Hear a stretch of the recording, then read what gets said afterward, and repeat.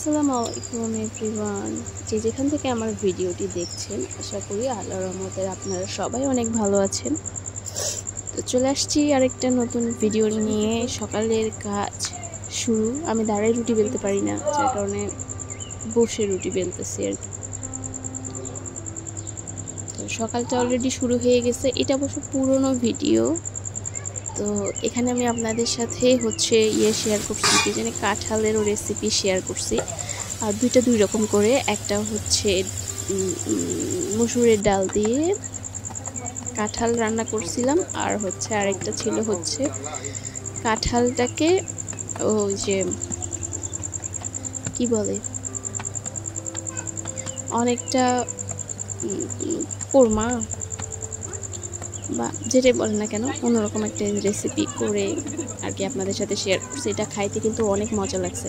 যারা কাঁঠালটাকে একঘেয়েমি করে রান্না করে খান, যেমন অনেকে শুধু কাঁঠাল মাংস দিয়ে রান্না করে খায়, অনেকে কাঁঠালের ভাজি খায়, অনেকে কাঁঠাল দিয়ে ঘাটি টাইপের একটা ওই যে ময়দা দিয়ে, অনেকে পাটালিও বলে ওইটাকে, এক একজন এক এক রকম করে খায়। বাট এই জিনিসটা সবাই ট্রাই করছেন কিনা?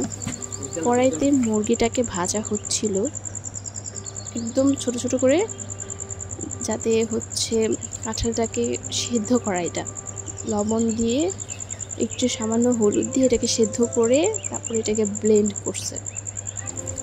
তারপরে পেঁয়াজ আর শুকনো মরিচ, লবণ, সরিষার তেল দিয়ে ব্লেন্ড করা কাঁঠালের যে ইয়াটা আছে ওইটাকে মাখাইছে ভর্তার মতো।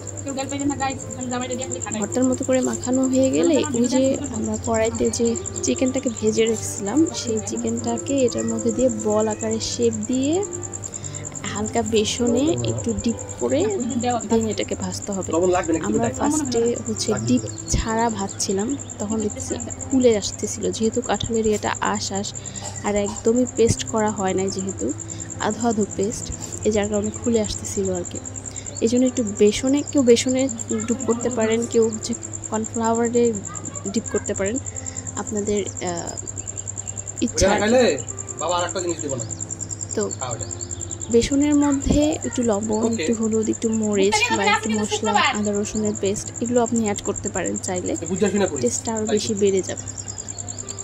তো এটা ডিপ করে ভাজার পরে যে আপনারা আবার মশলাটা রেডি করবেন, যে মশলাটার মধ্যে এইটা আবার ভিজাবেন। এটা ভাজার পরে আবার যেটা ভিজাবেন সেটা মশলার মধ্যে আদা, মানে তেল দিয়ে ওর মধ্যে পেঁয়াজ, কাঁচামরিচ, আদা রসুনের বাটা, তারপরে জিরা গুঁড়া আর কি, ধনিয়া গুঁড়া, তারপরে গরম মশলা, এগুলো সব একসাথে দিয়ে মানে একটু পানি দিয়ে, বেশি করে পানি দিয়ে এটাকে একটু ফুটাই নেবেন। তারপরে এটা মধ্যে পাতিলের মধ্যে ছেড়ে দিন। তারপরে একটু ঘন ঘন গ্রেভি হয়ে আসলে নামায় খেয়ে ফেলবেন, অসম্ভব মজা। আর এই কাঁঠালের রেসিপিতে একটু ঝাল হলে খাইতে কিন্তু আরও বেশি মজা লাগে, মানে ঝালেই মজা আর কি। আজকে আমাদের দুপুরের দুটা লাঞ্চ ছিল, লাঞ্চের দুইটাই কাঁঠাল দিয়ে, যেহেতু এখন কাঁঠালের সিজন, মানে কয়দিন পরে কাঁঠাল পেকে যাবে, দেন কিছু কিছু গাছে কাঁঠাল এখনও পাকা শুরু করে দিছে। তো এইটা একবার মাস্ট আমি বলবো ট্রাই করে দেখবেন, তাহলে কাঁঠালের যে আসল টেস্টটা সেটা কিন্তু খুব ভালো লাগবে ভাত দিয়ে খেতে। আমারটা একটু পুড়ে গেছে, যার কারণে একটু কালচে আমি উঠাইতে পুড়ে গেছে। তো অনেক মজা হয়েছে। এটা একটু ঘন হয়ে আসলে হয়ে যাবে।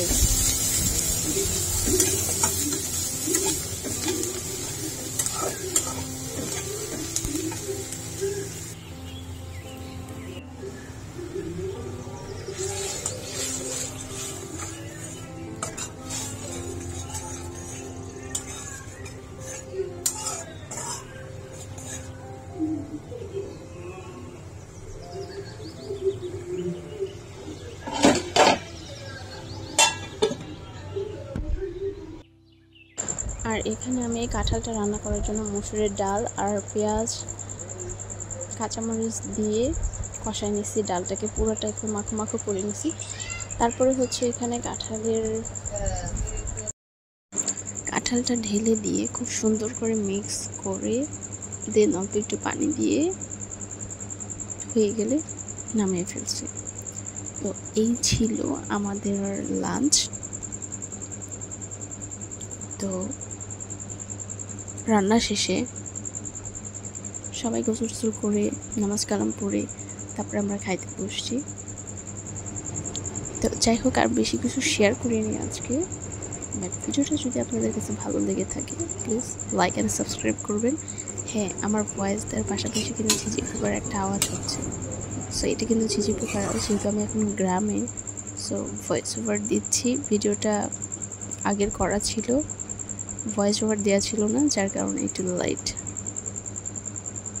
আল্লাহ হাফেজ।